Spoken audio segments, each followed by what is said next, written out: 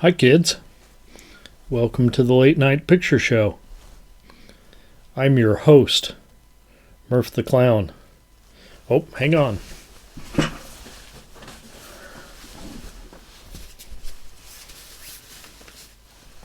We have mail.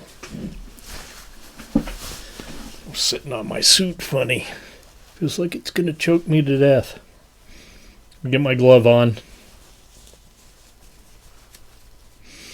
I know y'all are tired of seeing my naked hand because I can't turn off my new computer with it. So I got some things in the snail mail this week. El Diablo. So, our buddy Mormo, he had some stuff for sale, and I've missed out on these art cards. I haven't got an art card yet, but I did fetch me some DVDs. So, I normally watch YouTube on my phone or maybe my iPad, but I rarely watch YouTube on my TV. I don't know why. But I got some Mormo DVDs. So next time Charlie is like on vacation with Grandma and Grandpa, I can watch Tattoo Maniac, Rated R, Charlie. I can watch Domination of Mormo, Rated R. And look at this one. I've actually watched iMormo before, but this one, look at all the care Mormo went to make this cover. It's like a punk rock CD. iMormo, drugs, mental illness, punk, and porn. I mean, really, what more could you ask for? We'll be watching this on the big screen when I get a bigger TV. My TV's not that big since I moved back over here. Okay, I also got, let's not dox anybody here. Her address isn't on there. This Kay, one of my subscribers, sent me a lovely letter with some photos. And we'll probably get to the letter another time. It's a little bit long and it kind of goes back and forth. She did compare my voice to Bob Ross. I like that. But she sent pictures. Look at this. You know how on YouTube, though, you got this little tiny picture this big? You can't really tell what anybody looks like. I mean, I look like me, but it's because it's like this, you know? Close up. So Kay sent me this, you know, autographed and everything. Hey, my friends, you know, look at that. She's a looker. Look at the eye makeup there. That's a straighter line than I could ever draw on my face. But let's get to the important part. Little cheesecake here. You can't tell really right there, but if you look, you kind of recognize a little bit of a something going on there.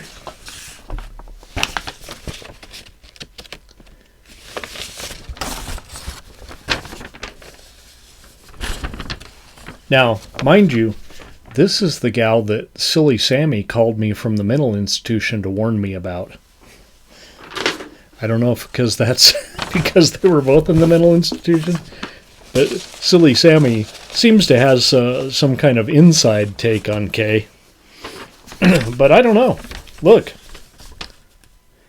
She has a tattoo of me on her ass.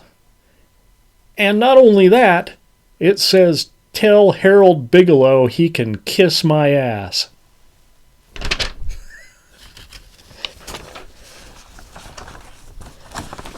So, maybe Silly Sammy's a little off on this one because, to my knowledge,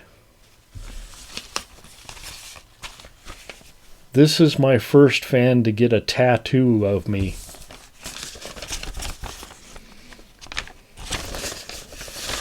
So thanks, Kay. Thanks for the pictures.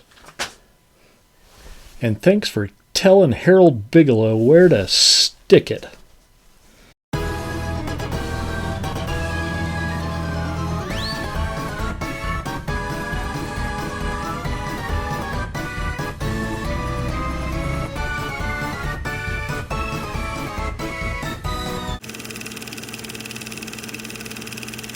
Hi, kids. Welcome to the Late Night Picture Show. It's a little toasty today. We're getting up in those temperatures where I had to start up the air conditioner. I had to turn it off. I actually have my thermostat on my phone now. I'm moving up in the world.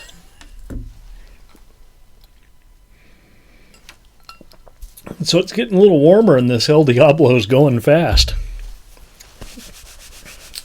It's all right. It's just tequila and a little bit of creme de cassis.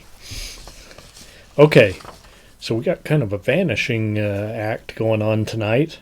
Now, I'm not going to vanish. And I didn't have any vanishing cream up there to bring along with me. So, let's get started. Our first movie, The Lady Vanishes. Margaret Lockwood, Michael Redgrave, Paul Lucas, Dame May Whitty.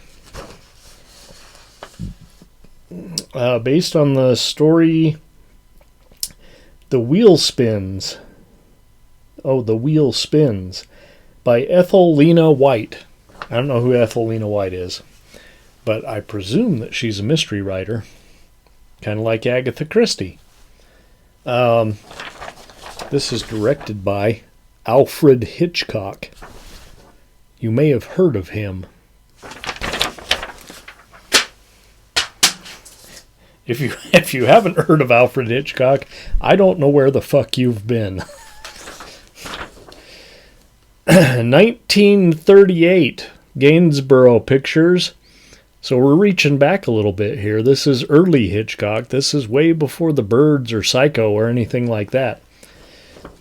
Starring, I wrote here, long before I looked at that poster, starring Michael Redgrave, who I'd heard of, and people with funny names like Dame May Whitty and Googie Withers.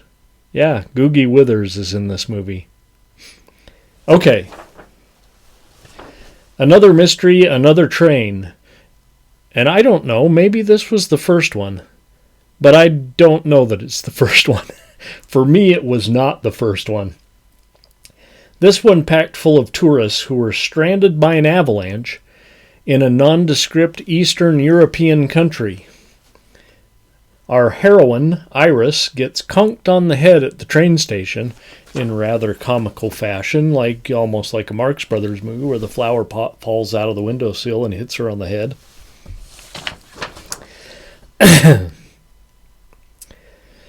She's a bit woozy. An old woman named Miss Froy helps her out, even giving her some of her prized Mexican tea. Pretty nice old lady, Miss Froy. But wait! Suddenly Miss Froy is gone. And everyone else in the compartment says there was no old lady. What? Is Iris going bonkers? Or is something more sinister afoot? I know. Now that we know Alfred Hitchcock, it'd be a safe guess that it's the latter. Something sinister's afoot. So, finally, a dapper gentleman, played by Redgrave, sees some evidence in the window. And I don't remember what, but he sees some evidence in the window, and he believes Miss Iris. Then we get the impression that a mysterious doctor and a nun are behind all of this and have half the train on their side. Well, it's getting all conspiracy-like now. We even got the church involved.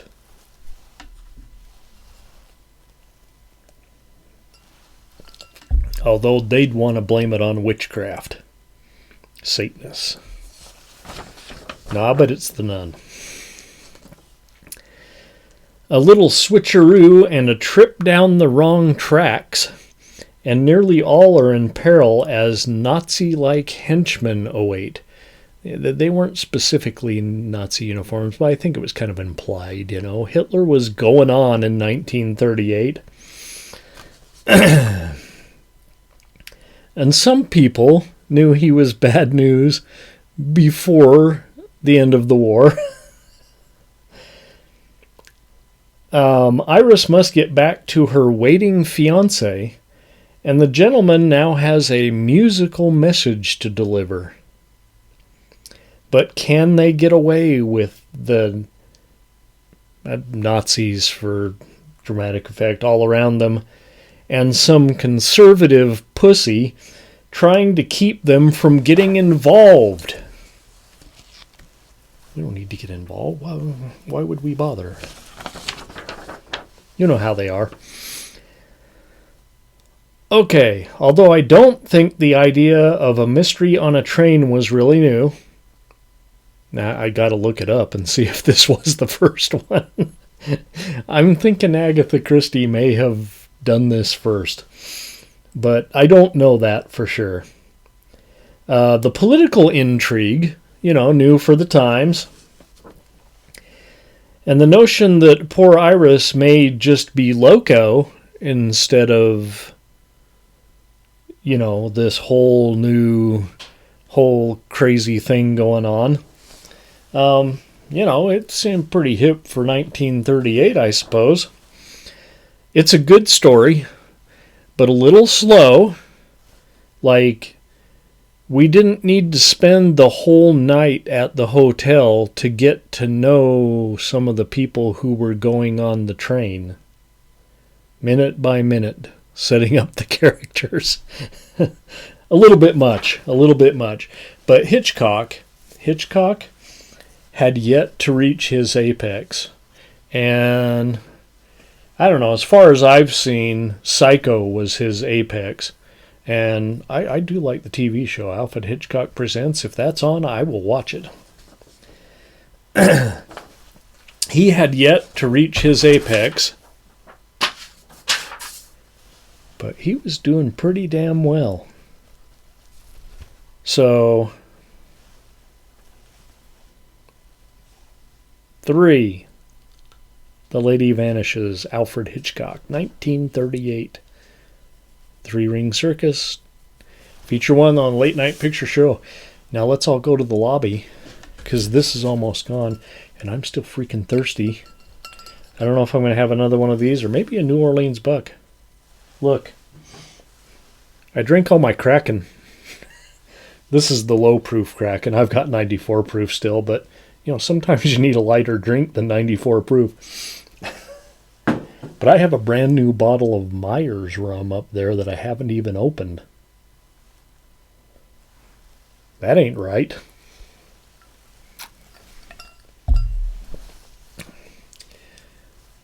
So let's all go to the lobby and make ourselves a New Orleans Buck. See you in a few minutes, kids. Let's all go to the lobby. Let's all go to the lobby. Let's all go to the lobby to get ourselves a treat. Delicious things to eat. The popcorn can't be beat. The sparkling drinks are just dandy. The chocolate bars and the candy. So let's all go to the lobby to get ourselves a treat.